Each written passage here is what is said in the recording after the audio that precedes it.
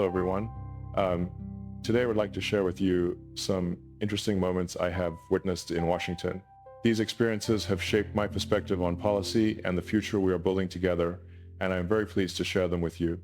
I am standing in the press room in Washington, and the air is already vibrating with self-importance when Dr. Alan Wei is stepping up to the podium, straightening his tie like he is adjusting history itself, and announcing that he is holding the White House and Donald Trump personally responsible for what he is calling a catastrophic brain drain of Chinese scientists out of America.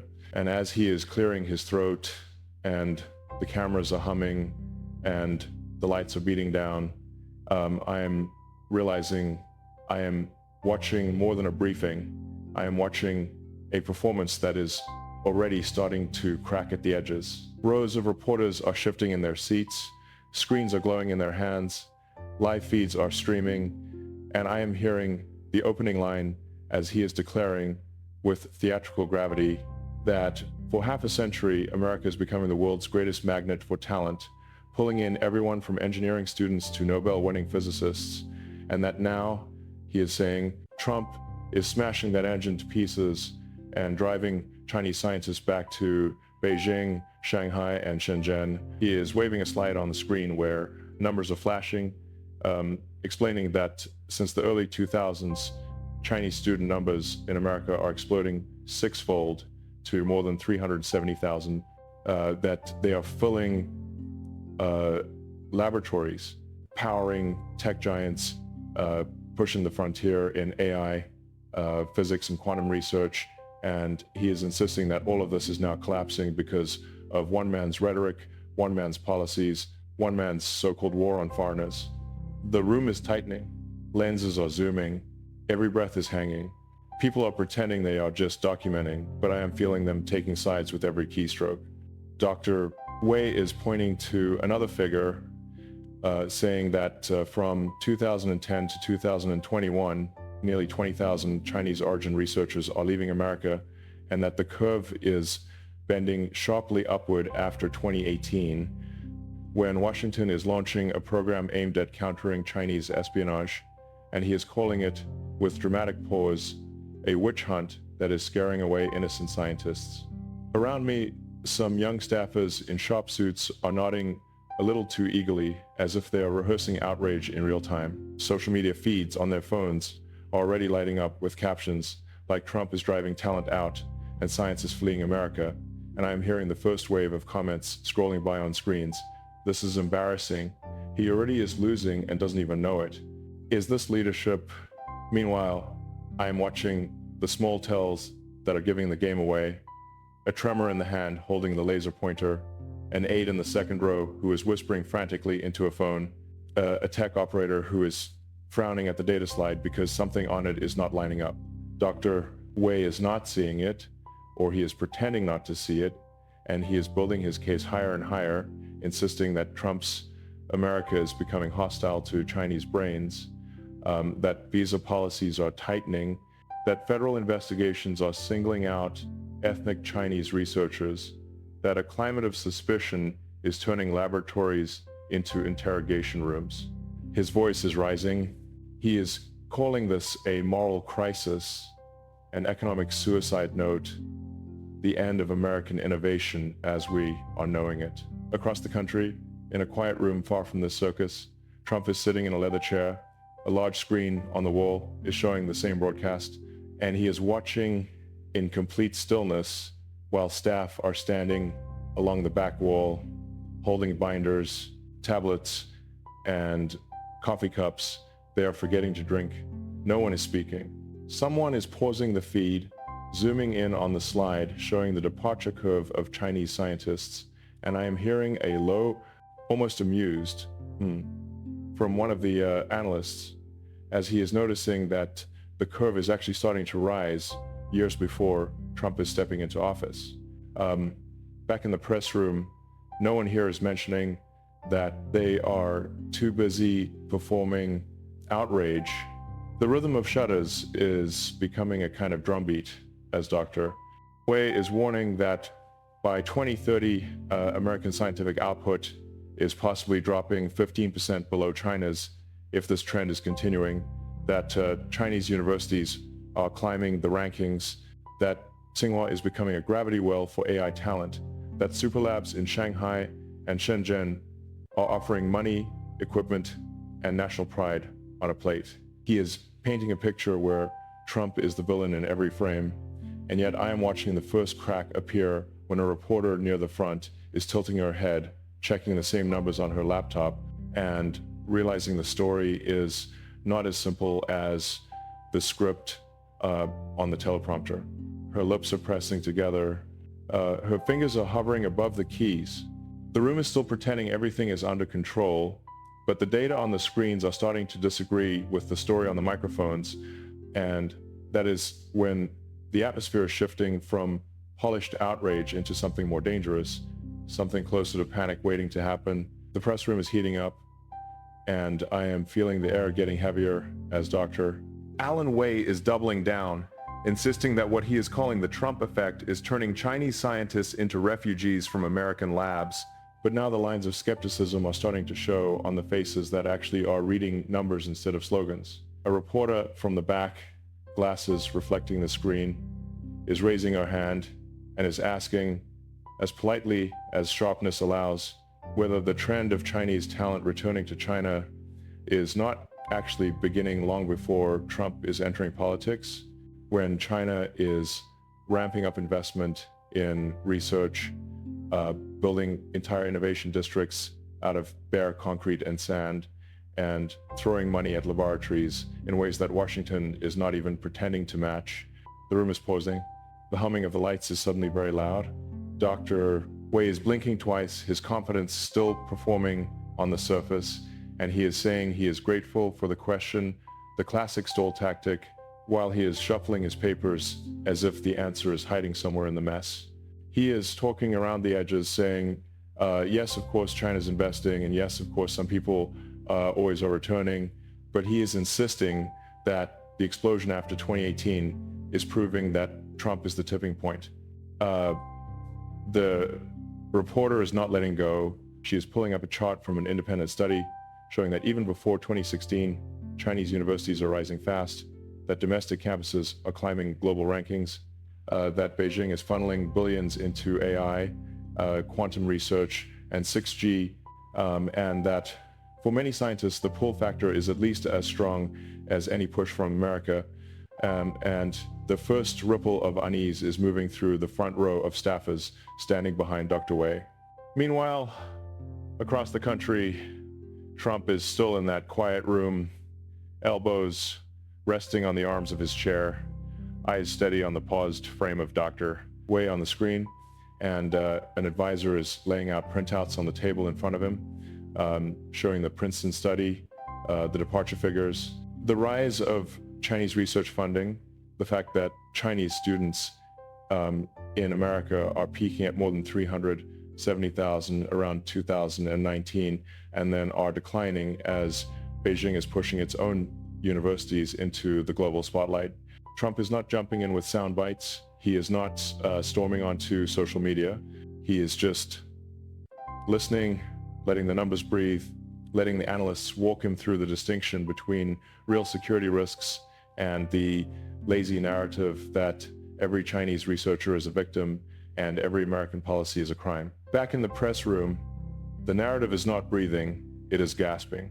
Another reporter is leaning into his microphone, pointing out that the very program Dr. Wei is attacking for bias is actually starting under a bipartisan panic about espionage, that it is being shut down in 2022 after criticism, and that even its harshest critics are admitting that security concerns are not entirely imaginary. He is asking, with a thin smile, if it is really honest to pretend that the only variable in this equation is Donald Trump. Social media is not waiting for answers. It is slicing the moment into clips and shooting them out into the world. I am glancing at a nearby screen and I'm watching memes being born in real time, gifs of Dr.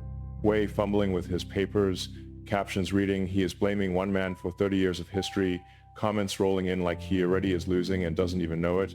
This is embarrassing. Is this leadership or theater? The hashtag number brain drain blame game is starting to trend, and the chaos is feeding on itself.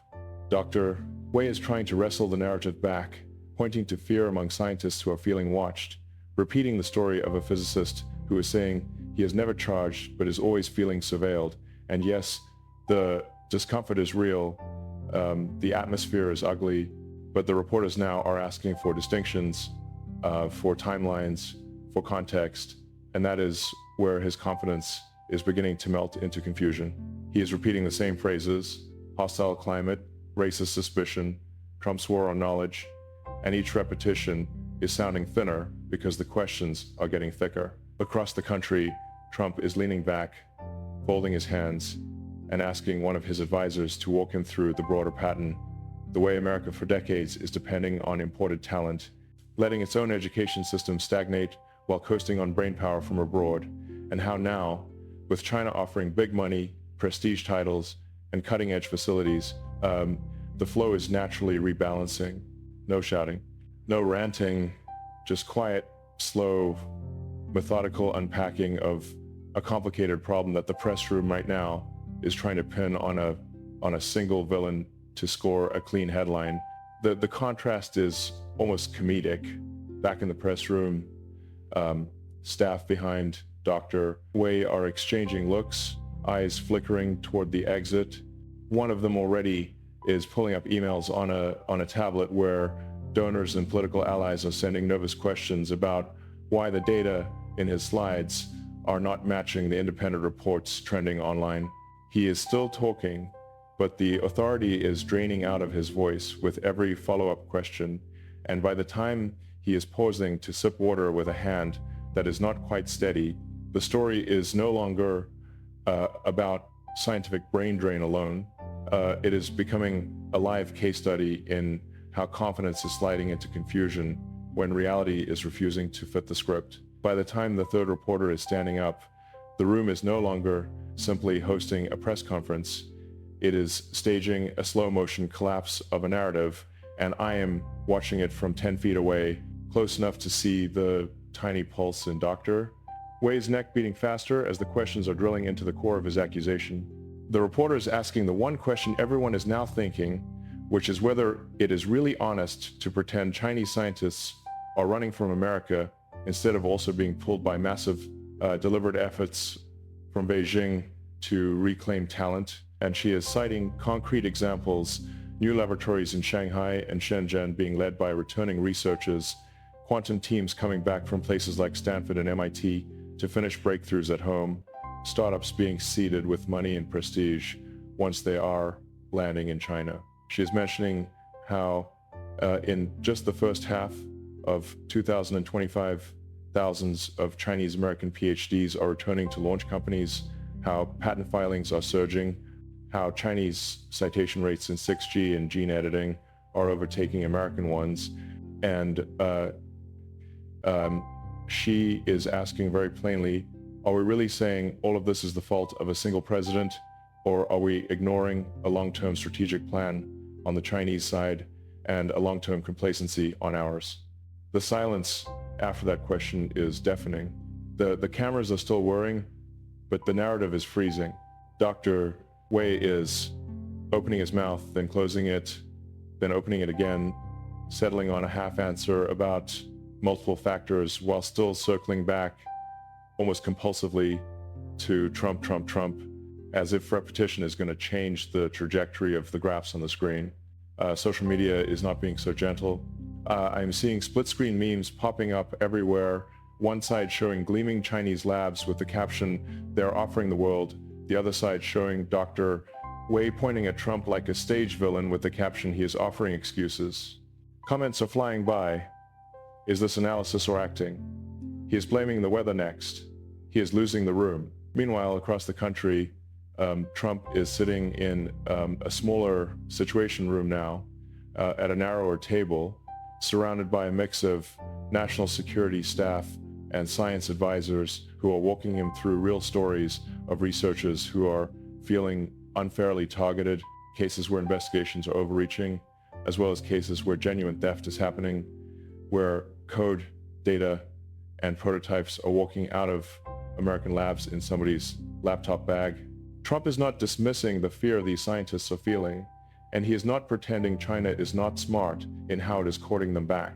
He is listening, weighing, asking.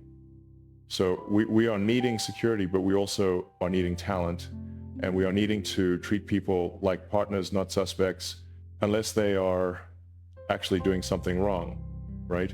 There is no camera here, no grandstanding, just a quiet process of untangling what the press room is currently smashing into one hysterical headline. Back in the press room, hysteria is getting an upgrade. One of Dr. Wei's own slides is now being picked apart by a data journalist who is pointing out that the chart is starting in a convenient year, cropping out earlier decades that would show the trend of Chinese researchers returning home beginning long before Trump is announcing any campaign, that the visa tightening is part of a much broader global shift, and that even the Princeton study he is citing is explicitly warning against simplistic blame. Dr. Wei's confidence is now visibly fraying. He is adjusting his glasses, laughing a little too loudly at his own jokes, pivoting to emotional anecdotes about scientists feeling watched, but each new attempt at moral outrage is landing on a floor already covered in messy facts. His team is clearly not expecting to defend. Staffers are whispering, checking their phones, because outside this room, the story is mutating. Hashtags like number selective timeline and number data doesn't lie are joining the earlier number brain drain blame game. Comments are piling up. He is editing the chart like a TikTok filter. This is embarrassing. He already is losing and doesn't even know it. Meanwhile, I'm noticing another detail that he is absolutely not wanting to become the headline. Reporters are beginning to ask about his own consulting work with Chinese talent programs, the kind that are offering lucrative packages to researchers abroad to come back and set up labs, and suddenly the narrative of pure victimhood is looking a lot more complicated. He is stumbling through an answer, saying he is just wanting to help science wherever it is flourishing, that he is above politics, even as he is using this stage to unload on Trump with almost theatrical hatred. The contradiction is hanging in the air like a bad smell. Across the country, in Trump's calm environment, staff are compiling side-by-side comparisons of policies, noting where real mistakes are happening, where messaging is too aggressive, where unnecessary suspicion is chilling collaboration, and where long-term neglect of domestic science funding is leaving America vulnerable, regardless of who is in office. Trump is not pretending everything is perfect. He is asking where corrections are possible without surrendering national security, where visa processes are becoming smarter and faster for real talent, where communication is becoming clearer so that Chinese origin scientists who are loyal to America are not feeling like permanent suspects. The contrast with the chaotic press room could not be sharper. Back in that room, the mood is sliding from confusion into open panic. A staffer is handing Dr. Wei a folded note.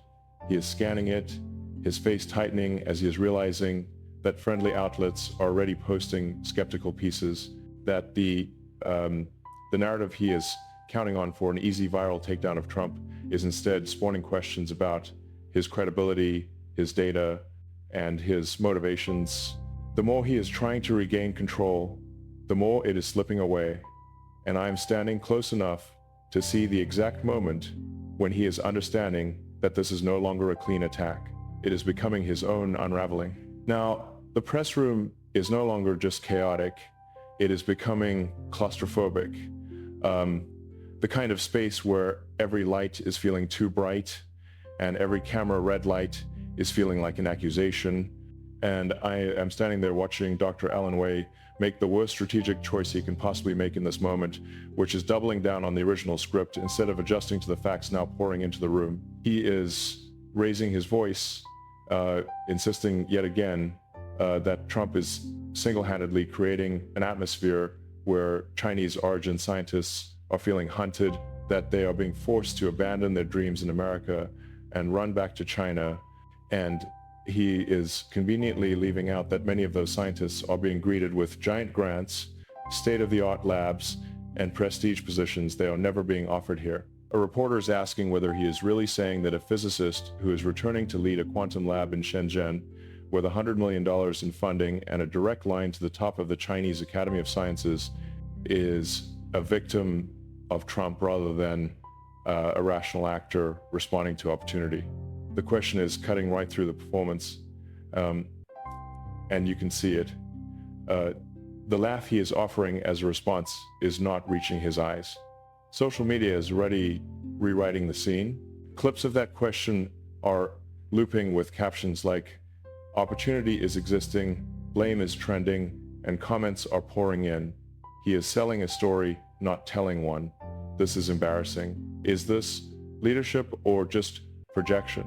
Meanwhile, across the country, Trump is moving to a smaller private office off the main corridor, the soundproof door closing behind him as he and a tight circle of advisors are sitting around a coffee table instead of a conference table, and someone is placing a tablet in front of him with a summary of the press conference, the meltdown points highlighted in red. Trump is scrolling slowly, not rushing, not reacting to each insult, but focusing on where the country actually is vulnerable, over-reliance on foreign talent, underinvestment in domestic education and research, clumsy security programs that are catching the innocent while sometimes missing the guilty, and China's disciplined long-term strategy of turning brain drain into brain return. He is saying, so he is right about one thing, we are risking losing talent, but he is wrong about why, and he is wrong about what we are doing by just shouting my name like a magic spell. His team is nodding because the political opportunity here is obvious. While Dr. Wei is collapsing in public, Trump is preparing to speak in a way that is surprising his critics, not with rage, but with something more dangerous to them, composure, logic, and a willingness to admit complexity. Back in the press room, complexity is not welcome. Panic is, staffers are now openly fidgeting. One of them is checking a group chat where sympathetic commentators are begging for new talking points because they cannot defend the contradictions spilling out of the Q&A segment.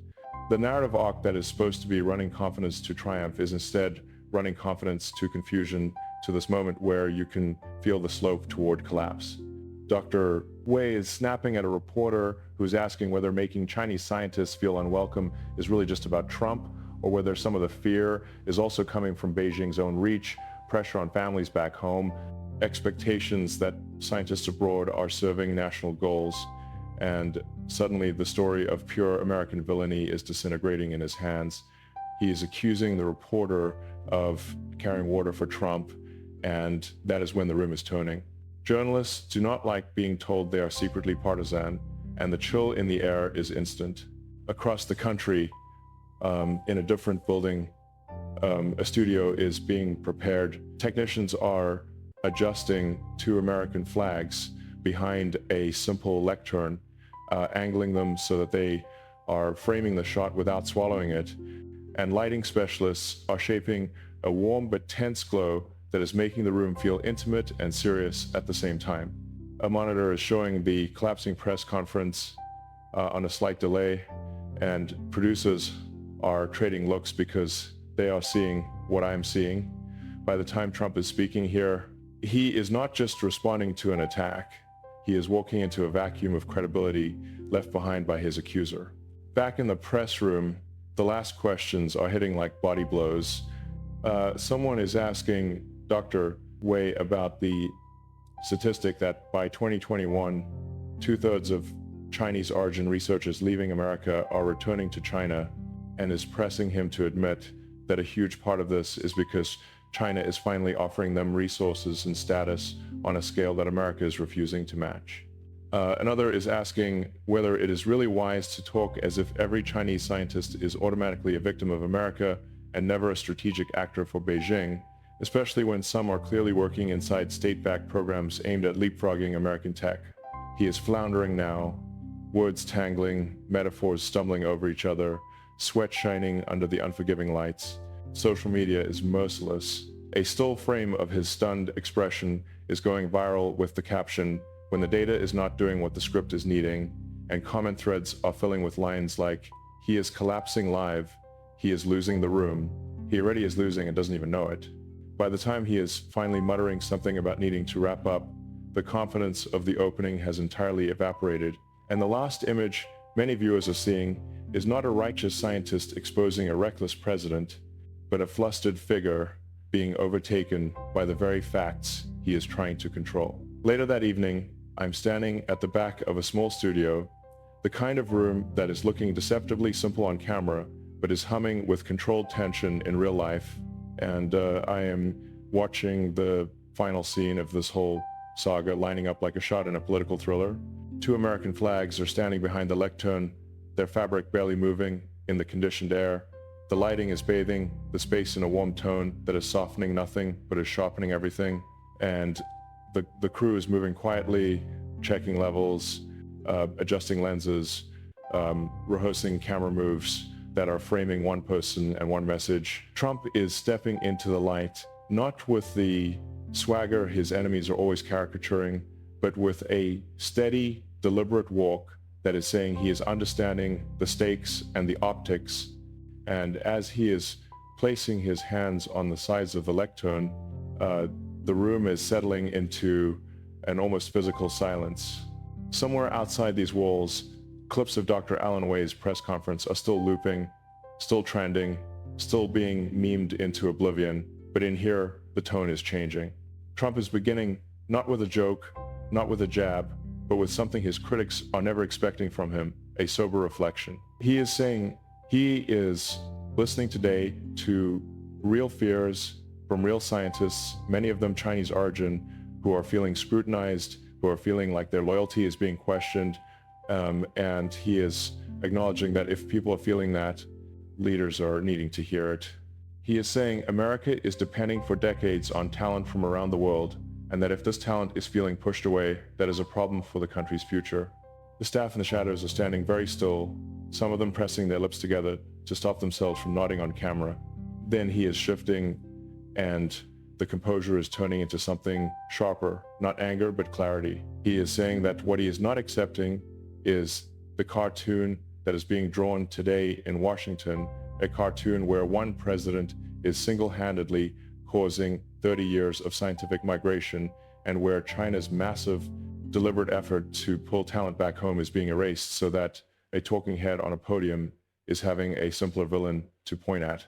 He is laying out in simple, direct language how China is investing heavily in labs, in salaries, in national prestige, how it is turning brain drain into brain return on purpose, and how America, under many administrations, is underinvesting in its own scientific ecosystem. He is saying, we are needing security. Yes, we are needing to protect our data and our technology, but we also are needing to protect something else, which is the idea that if you are coming here to work hard, to build, to innovate, you are not automatically a suspect because of your last name or your accent.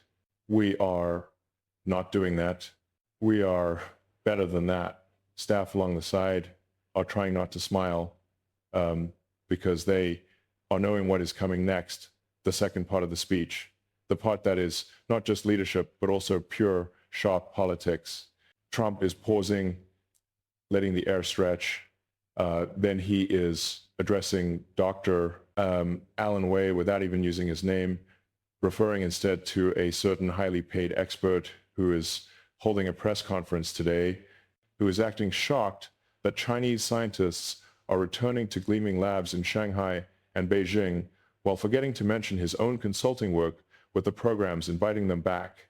The tension is breaking when he is delivering the line that the internet is about to tattoo on the night. He is saying, if you are spending years helping Beijing build the Golden Bridge, home for talent, you are not waking up one morning and discovering people are walking across it. You are building the bridge, and then you are blaming me for the traffic. For a split second, the studio is almost cracking, staff members looking down, shoulders shaking as they are trying not to laugh on camera. One technician is biting his knuckle. The director is grinning into his headset. On social media, the clip is detonating within seconds of airing. hashtags flipping from number brain drain blame game to number bridge and traffic, comments exploding. He is burying him with his own story. He is turning the attack inside out. He already is winning and knows it. Somewhere in a quiet office, Dr. Wei is watching the same clip, frozen in his chair, the earlier confidence now replaced with the sick awareness that his own oversimplified narrative is being used as the punchline in a speech about responsibility. Trump is not gloating. He is pivoting straight back to what he is calling the serious part. He is saying America is needing to treat people fairly, to rebuild trust with scientists who are feeling alienated, to fix visa systems so that genuine talent is not being buried under suspicion, and at the same time, to be realistic about the strategic contest with China, about the fact that Beijing is working very hard to turn America's strength into its own advantage. He is calling for more investment in American labs, more support for domestic students, smarter and more targeted security measures, and a culture that is valuing truth over theater. Then he is closing with a tone that is almost quiet, saying that leadership is not about finding a convenient villain and shouting his name into every microphone. It is about accepting responsibility, facing facts, and serving the people who are building the future, whether they are born in Ohio or in Guangzhou. He is saying, in the end, truth is not needing spin, duty is not needing applause, and responsibility is not needing a press conference to exist. It is existing in what we're doing every day for the men and women who are trusting us with their future. He is looking directly into the camera now, and the last words are landing with the weight of a closing gavel. The red light on the camera is going dark. The flags behind him are standing still. Staff are finally letting out the laughter and the breath they are holding. And somewhere out there, amid the noise of trending clips and collapsing narratives, the contrast between panic and composure is settling into the minds of millions who are replaying this night in their heads. Like, comment, subscribe, and join our community for more stories that reveal the truth.